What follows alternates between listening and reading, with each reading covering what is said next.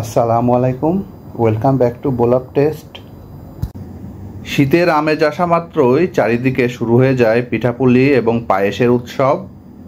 আজ আমি আপনাদের সাথে শেয়ার করব বিলুপ্তপ্রায় গ্রামীণ ঐতিহ্যবাহী একটি রেসিপি। সেটি হলো কাউনের চালের পায়েস। এই পায়েসের স্বাদ যেমন সুন্দর তেমনি পুষ্টিগুণে ভরপুর। তো চলুন দেরি না করে শুরু করা যাক।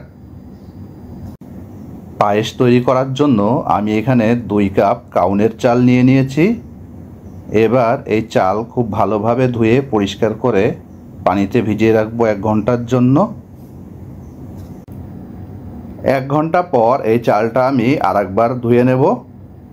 এবার একটি পাত্রে এই চালের সাথে সামান্য লবণ এবং 4 কাপ পানি নিয়ে হালকা সেদ্ধ করে নেব।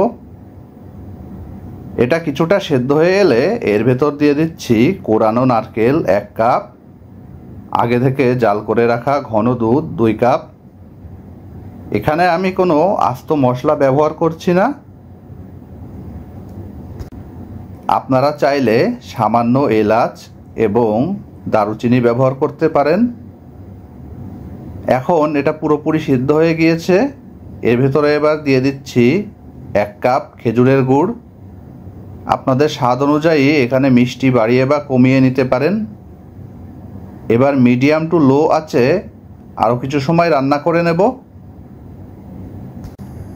এই পায়েসের স্বাদ এতটাই সুন্দর যে এখানে এক্সট্রা তেমন কিছু যোগ করা লাগে না। খুব সহজেই অল্প কিছু উপকরণ দিয়েই তৈরি করা যায় এই সুস্বাদু ডেজার্টটি। আমাদের পায়েস তৈরি করা হয়ে গিয়েছে। এবার এটা আমি গার্নিশ করে নেব।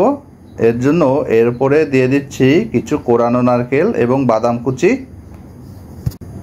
আজকের রেসিপিটি দেখে আপনারা নিশ্চয়ই বুঝতে পেরেছেন এই পায়েস রান্না করা কত সহজ। এটা খেতেও কিন্তু অনেক মজাদার এবং পুষ্টিগুণে ভরপুর। চাইলে আপনারাও তৈরি করে নিতে পারেন বিলুপ্তপ্রায় এই কাউনের চালের পায়েস। আমাদের আজকের রেসিপিটি যদি আপনাদের ভালো লেগে থাকে তাহলে অবশ্যই একটি লাইক, কমেন্ট এবং শেয়ার করবেন। বোলাপ টেস্টের পক্ষ থেকে আপনাদের সকলকে অসংখ্য ধন্যবাদ।